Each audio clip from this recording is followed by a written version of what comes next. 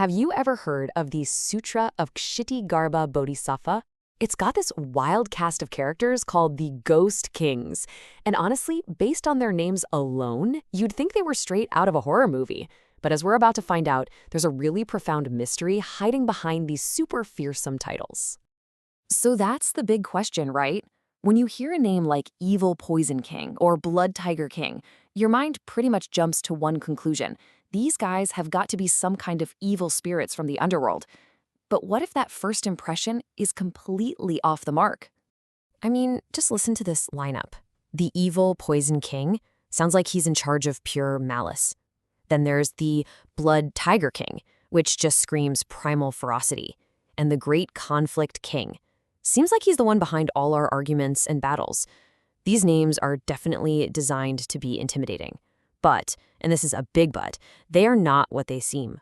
Okay, so here's the twist. The key is to stop thinking of these names as literal descriptions of demons. Instead, think of them as a symbolic map, a kind of guide to the law of karma, that really intricate system of cause and effect that, governs everything in our lives.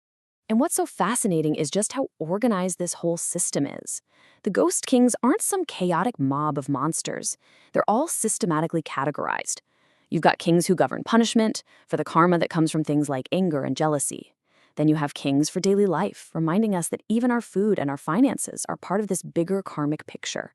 And finally, you've got kings for life and death, the ones who oversee our entire journey from the moment we're born to our very last breath.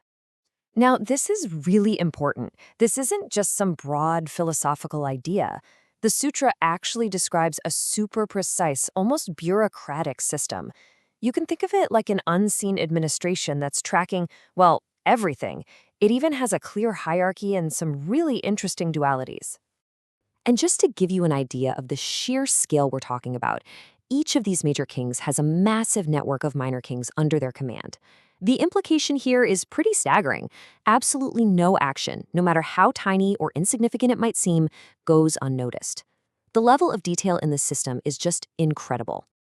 This quote just drives that point home, doesn't it? We're not talking about some distant judgment day way off in the future. This is about a law that is operating constantly, meticulously, in real time, in every single corner of our lives. This system is always on.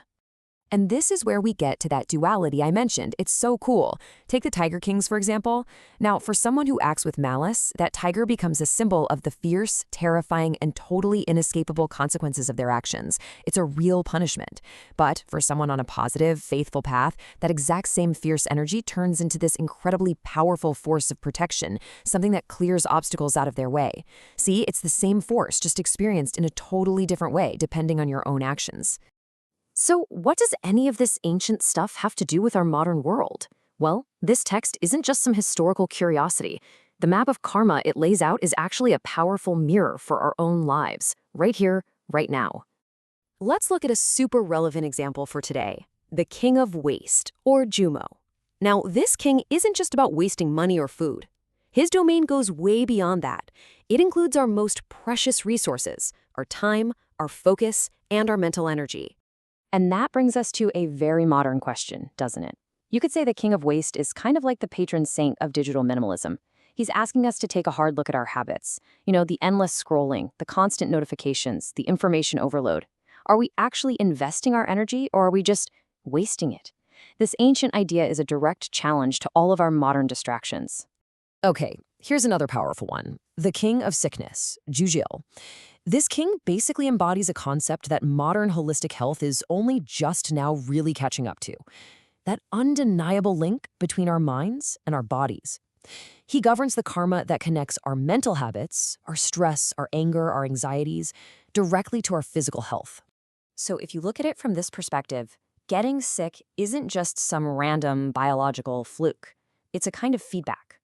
The King of Sickness isn't out to get us. He's sending a message. A little nudge to maybe examine the underlying mental habits that could be contributing to how we feel physically.